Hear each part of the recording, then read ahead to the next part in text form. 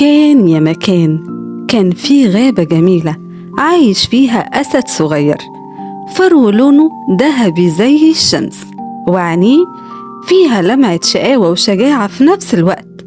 الأسد ده هو سيمبا المصري.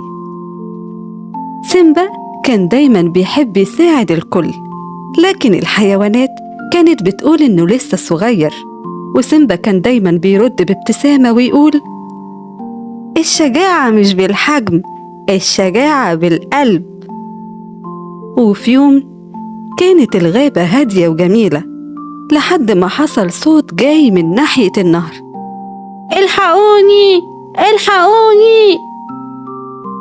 كان في عصفور صغير واقع في المية، والموج بيجري بيه ناحية تمساح ضخم. كل الحيوانات جريت واتخبت ورا الشجر، لكن مين اللي مخافش؟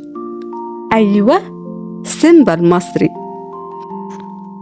جري بسرعة ناحية النهر، نط في المية وعدى الموج بالعافية، ووصل للعصفور اللي كان بيصرخ ويقول: ساعدني يا سيمبا، ساعدني! رد سيمبا وقال له: ما تخافش يا صاحبي، أنا جنبك.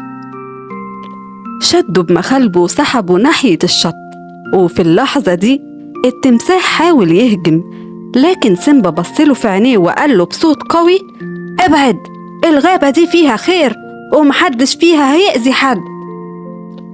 التمساح اتفاجئ من شجاعته، وبدل ما يهجم غاص في المية ومشي بهدوء.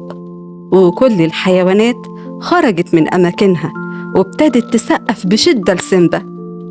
سيمبا ضحك وقال: أنا ما كنتش شجاع علشان أغلب التمساح، أنا كنت شجاع علشان أساعد صاحبي. ومن اليوم ده بقى اسمه سيمبا المصري، الأسد اللي قلبه من ذهب.